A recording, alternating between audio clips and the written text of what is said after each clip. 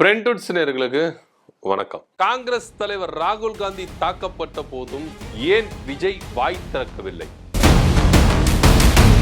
பெயரளவுக்கு கண்டனம் தெரிவித்த முதலமைச்சர் விஜய். மாணவர்களை கைது செய்யும் தாவேகா அரசு பாஜகவுடன் கூட்டு உறவு வைத்திருக்கிறதா தாவேகா?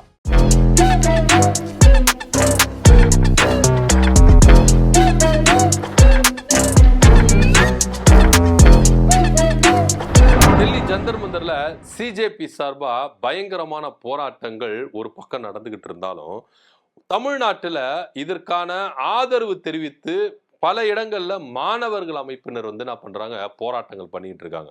சார் இன்னும் போராட்டமே பண்ணல சார், எதுக்கு சார் இப்படி கைது பண்றீங்க அப்படின்னு மாணவர்கள் கேள்வி கேட்டா கூட உடனே அரெஸ்ட் பண்ணி என்ன பண்றாங்க, கைது நடவடிக்கையில ஈடுபட்டிருக்காங்க.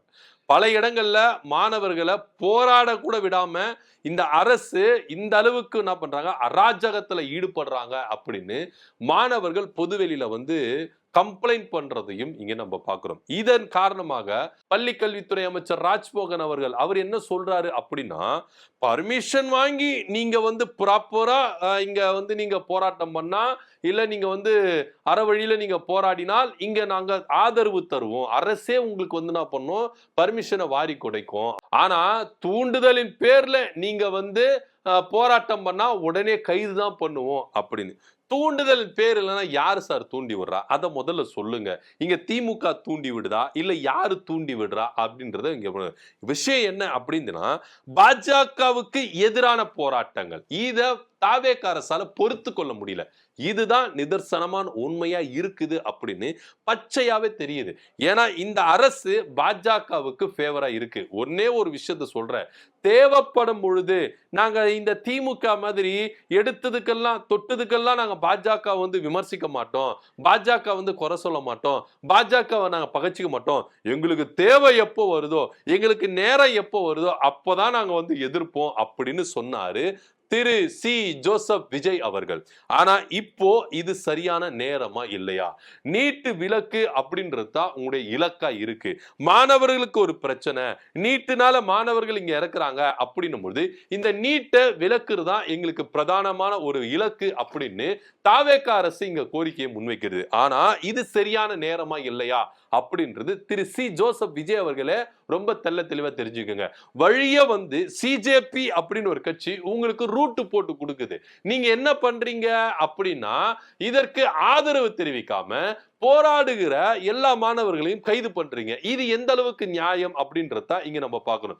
இது ஒரு அமைச்சர் என்ன சொல்றாரு, நீங்க பர்மிஷன் வாங்கிட்டு நீங்க போராட்டம் பண்ண, பர்மிஷன் கேட்டா கொடுத்துருவீங்களா அப்படின்ற ஒரு கேள்வி இருக்குல்ல. ஆக மொத்த இங்க தூண்டுதலின் பேர்னால யாரு தூண்டி விடுறா அதையும் சொல்லணும்ல. அப்ப உளவுத்துறை உங்ககிட்ட என்ன இருக்கு, யாருப்பா இவங்களை தூண்டி விடுறா அப்படின்ற ஒரு கேள்வி இருக்குல்ல. இதை என்னன்னா திசை திருப்பணும்.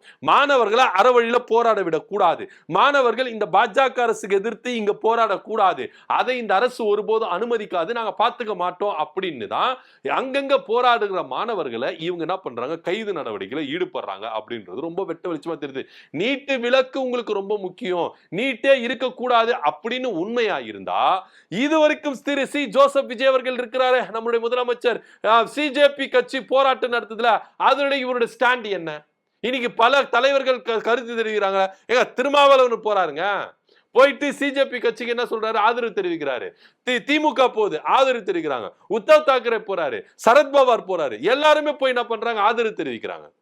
ஆனா இங்க விஜய் அவர்கள் ஆதரவு தெரிவிக்கிறாரா இல்லையா அது மட்டும் நம்ம சொல்லலாம். ஏன்னா இந்த போராட்டம் என்ன, ஒன்றிய கல்வித்துறை அமைச்சர் தர்மேந்திர பிரதான் பதவி விலகணும், நீட்டு வினாத்தாள் கசிவு, சிபிஎஸ்இ பள்ளியில முறைகேடு, இதுக்கு எல்லாத்தையுமே இந்த கல்வி அமைச்சர் பொறுப்பெடுத்து விலகணும். இதுதான் அவங்களோட கோரிக்கை. இதுல விஜயோட ஸ்டாண்ட் என்ன அது சொன்னாரா? கிடையாது.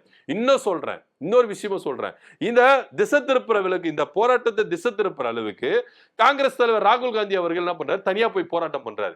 போராட்டம் பண்ணதுல அவரை தாக்குறாங்க, அதிரடியா கைது பண்றாங்க, ஒழுக்கட்டாயமா குண்டு கட்டா என்ன பண்றாங்க, தூக்குறாங்க. இதுல அவருக்கு காயம் ஏற்படுது, ரத்தம் வருது. ஓகே, இத விஷயத்தை கேள்விப்பட்டோம்னா நம்ம அண்ணன் முதல்வர் விஜய் இருக்கிறாரு, அவரு கண்ணன் அறிக்கை தெரிவிக்கவே இல்லை.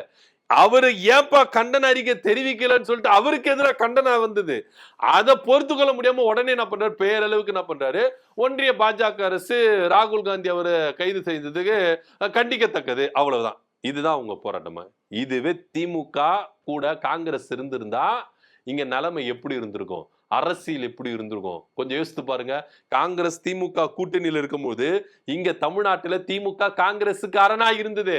ஒன்றிய பாஜக அரசு காங்கிரஸ் தலைவர்களை இல்ல காங்கிரஸ் தலைவர் ராகுல் காந்தி அவர்களை எதிர்த்து பேசினாலோ இல்ல தரகுறவா பேசினாலோ இங்க திமுக அரசு ரிஃப்ளெக்ட் இருக்கும். சோ அந்த அளவுக்கு வந்து பாத்தீங்கன்னா திமுக காங்கிரஸுக்கு அந்த அளவுக்கு என்ன பண்ணாங்க, ப்ரொடெக்டடா இருந்தாங்க. ஆனா இன்னைக்கு தாவேக்கா இருந்திருக்குதா? நேத்து நைட்டு கைது பண்றாருங்க, இன்னைக்குதான் அவர் அறிக்கையை விடுறாரு. அப்போ இடைப்பட்ட கேப்ல என்ன நடந்தது, ஏன் நம்மளுக்கு தெரியவே இல்லை. அப்போ இங்க விஜய் அவர்கள் கண்டனம் தெரிவிக்காம இருக்கிறாரு, ஒரு அறிக்கை கூட கொடுக்காம இருக்கிறாரு அப்படின்னு அவருக்கு எதிராகவே இன்னைக்கு நிறைய பேர் பேச ஆரம்பிச்சிட்டாங்க. இன்னும் சொல்ல போனா காங்கிரஸ்ல இருக்கிற பெரும் தலைவர்கள் சில பேர் விஜய்க்கு எதிராக என்ன பண்ணாங்க, போர்க்கொடி தூக்குனாங்க. ஏன்னா நீங்க காங்கிரஸ் வந்து என்ன பண்ணுச்சு, விஜய் கூட்டணி வேணும் விஜய் கூட்டணி வேணும்னு சொல்லிட்டு என்ன பண்ணாங்க, விஜய் பின்னாடி போனாங்களே. இன்னைக்கு நம்மளுடைய தலைவருக்கு இந்த அளவுக்கு ஒரு அநீதி நடந்திருக்கு, கொடுமை நடந்திருக்கு. இதை வந்து எதிர்த்து கூட பேச முடியாம திரு சி ஜோசப் விஜய் அவர்கள் இருக்கிறாரு. என்ன அப்படின்னு காங்கிரஸ்குள்ளே கலக குரல் எழும்புச்சு. இதனுடைய நீட்சியாதான் விஜய் அவர்கள் பெயரளவுக்கு ஒரு கண்டன அறிக்கை கொடுக்கிறார். சோ நீட்டு விலக்கு உங்களுக்கு முக்கியம், நீட்டை நீங்க நீக்கணும் அப்படின்னா சிஜேபியோட சேர்ந்து போராடி இருக்க வேண்டாமா? அந்த தருணத்தை இவங்க பயன்படுத்தி இருக்க வேண்டாமா? இங்க அதுக்கு ஆதரவா மக்கள் மாணவர்கள் அமைப்பினர் போராட்டம் நடத்துறாங்களா, ஏன் நீங்க ஒடுக்குறீங்க, ஏன் அடக்குறீங்க அப்படின்ற கேள்விகள் பல கேள்விகள் இருக்கு. ஆனா இதுக்கெல்லாம் பதில் கிடைக்குதா அப்படின்னா கிடையவே கிடையாது. இவங்களுக்கு பிரதானமா என்ன தெரியுமா, நாளைக்கு ஜனநாயக படம் ரிலீஸ், இதை எப்படிப்பா இம்ப்ளிமெண்ட் பண்ணலாம், இதுலதான் இவங்க போக்கஸ்டா இருக்கிறாங்க. சோ பாஜகவை இங்க எதிர்த்துட கூடாது, பாஜகவை இங்க எதிர்த்து போராட்டம் நடத்த கூடாது, இல்லைன்னா மேல இருந்தே பிரஷர் வரும். அதனாலதான் விஜய் அவர்கள் என்ன பண்றாரு, இங்க மாணவர்கள் வந்து போராட்டம் பண்ண, இதுக்கு ஒரு காரணம் காட்டணும். அதுக்கு நீங்க பர்மிஷன் வாங்கி போராடுங்க, நாங்களே உங்களுக்கு ஆதரவு தரோம், தூண்டுதல் பேர்ல நீங்க போராட்டம் பண்ணா இப்படிதான் கைது பண்ணுவோம் அப்படின்னு சொல்லிட்டு பொறுப்பில்லாத ஒரு அமைச்சர் என்ன பண்றாரு, பேசுறாரு. இது எந்த விதத்துல நியாயம் அப்படின்னு நம்மளுக்கு தெரியல. சோ இங்க திமுக கூட்டணியில இருந்திருந்தா இங்க திமுக என்னென்ன போராட்டங்களை எடுத்திருக்கோ, எப்படியெல்லாம் வெடிச்சிருக்கோ, சோசியல் மீடியால எப்படியெல்லாம் தெரிக்க விட்டுருப்பாங்க. இப்போ நம்மளுக்கு வந்த தகவலின்படி ஒரு சில காங்கிரஸ் தலைவர்களை இன்னைக்கு குமரிக்கிட்டு இருக்காங்க, இதுக்கு தான்ப்பா நம்ம திமுக கூட்டணியில இருந்திருக்கணும் அப்படின்னு. இங்க விஜய் அவர்கள் சட்டமன்றத்துல அப்பாவா காணோம் சொன்னாரு. இன்னைக்கு நாடாளுமன்றத்துல இந்த அப்பாவினுடைய எம்பிகளுடைய உதவி காங்கிரசுக்கு தேவைப்பட்டிருக்கு. ஒரு மசோதாவை பாஜக கொண்டு வந்தா அந்த மசோதாவை எதிர்க்கிறதுக்கு இந்த 22 எம்பிகளுடைய உதவி தேருது. அப்பாவுடைய அருமை பெருமை நாடாளுமன்றத்துல போய் கேளுங்க. திரு சி ஜோசப் விஜய் அவர்களே, சட்டமன்றத்துல நீங்க தேடினீங்களா அப்பா எங்கன்னு, நாடாளுமன்றத்துல காங்கிரசுக்கு தெரியுது 22 எம்பிகளுடைய அருமை பெருமை என்ன அப்படின்னு. பாஜக ஒரு மசோதா கொண்டு வந்தா அதை எதிர்க்கிற சக்தி திமுகவுக்கு உண்டு அப்படின்றது ப்ரூவ் பண்ணி காமிச்சிருக்காங்க. இன்னைக்கு நாடாளுமன்றத்துல எம்பிகள் போராடி இருந்தாங்க. ஜோதிமணி அவர்கள், சு வெங்கடேசன் அவர்கள், விரல விட்டு என்ன பண்ணா ஒரு 5-6 பேர் தான். மாணிக்கம் தாகூர், ஜோதிமணி விரல விட்டு தான் ஒரு 5 பேர் தான். இதே திமுக இருந்திருந்தா எந்த அளவுக்கு ஒரு கட்டமைப்பு இருந்திருக்கும், எந்த அளவுக்கு ஒரு கூட்டணி இருந்திருக்கும். இன்னைக்கு தனியா நின்று காங்கிரஸ் போராடுதுல நாடாளுமன்றத்துல வெளியில. இதுவே திமுகவுடைய எம்பிகள் அங்க இருந்திருந்தா ராகுல் காந்தி மேல கை வச்சிருக்க முடியுமா, இல்ல ராகுல் காந்தி அவர்களை வலுக்கட்டாயமா கைது செய்திருக்க முடியுமா? இதெல்லாம் கேள்விகளா இருக்கு. ஒவ்வொரு காங்கிரஸ் தலைவர்களும் இங்க குமையிட்டு இருக்காங்க, ஏன்பா நம்ம திமுக கூட்டணியில இருந்து வெளியே வந்தோம் அப்படின்னு.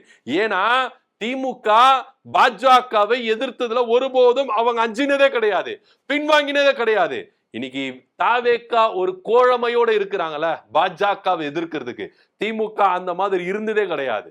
சோ ஒரு எதிர்கட்சி தலைவர் மேல ஒரு வலுக்கட்டாயமா இந்த அளவுக்கு என்ன பண்ணிருக்காங்க, தடியடி நடத்தி இருக்கிறாங்க, குண்டுகட்டா தூக்கி இருக்கிறாங்க. சோ இத வந்து என்ன பண்ணல விஜய் அவர்கள், நைட் எல்லாம் விட்டுட்டாரு, காலையில எல்லாம் விட்டுட்டாரு, இப்போ கண்டன அறிக்கை விடுறாரு. இது ஏன், எதுக்கு, ஏன் இவ்வளவு காலதாமதம்? நீங்க உடனே கூட்டணியில இருக்கீங்களப்பா, உடனே நீங்க என்ன பண்ணிருக்கலாம், கண்டன அறிக்கை தெரிவிச்சிருக்கலாமே, இந்த போராட்டத்துக்கு இவ்வளவு எதிர்ப்பு தெரிவிச்சிருக்கலாமே, ஏன் தெரிவிக்கல? ஸ்டாலின் அவர்கள் சொல்றாரு, என்ன சொன்னாரு, நீட்டு விலக்கு மட்டும்தான் இதற்கு ஒரே தீர்வு அப்படின்னு. அதை ஏன் விஜயால சொல்ல முடியல, ஏன் தாவேக்காவினரால் சொல்ல முடியல? நாங்க அடிக்கிறது அடிப்போம், அரவணைக்கிறது அரவணைப்போம், இதுதான் தாவேக்காவுடைய இரட்டை நிலைப்பாடா இருக்குது அப்படின்றதையும் இங்க நம்ம உற்று நோக்கி பார்க்க வேண்டிய ஒரு விஷயமா இருக்கு. ஆக மொத்த இங்க காங்கிரஸ் தாவேக்கா கூட்டணி அப்படின்றது பெயரளவுக்கு தான் தமிழ்நாட்டுல இருக்கு. நாடாளுமன்றத்துல இந்த அப்பாவினுடைய உதவி காங்கிரஸுக்கு தேவைப்படுது அப்படின்றத ப்ரூவ் பண்ணி காமிச்சிருக்கு திமுக அப்படின்றதுல எந்த வித மாற்று கருத்தும் இல்ல. நாடாளுமன்றத்துல அப்பாவை காணோம்னு சொல்லி, சட்டமன்றத்துல அப்பாவை காணோம்னு கேலி கிண்டல் பண்ணீங்களே, இன்னைக்கு நாடாளுமன்றத்துல அதனுடைய அருமை பெருமை தெரிஞ்சிருக்கு காங்கிரஸுக்கு அப்படின்றது தான் நிதர்சனமான உண்மை. காங்கிரஸ் இன்னைக்கு தனித்து விடப்பட்டிருக்கு, தனித்து நின்று போராடுது. ஆனா திமுக உதவி இருந்திருந்தா இங்க வேற மாதிரி ஒரு அரசியல் பார்த்திருப்போம், இங்க வேற மாதிரி ஒரு காட்சிகளை பார்த்திருப்போம் அப்படின்றது தான் நிதர்சனமான உண்மையா இருக்கு. இதை பத்தி கருத்து நம்ம கீழே கமெண்ட் பண்ணுங்க. நன்றி, வணக்கம்.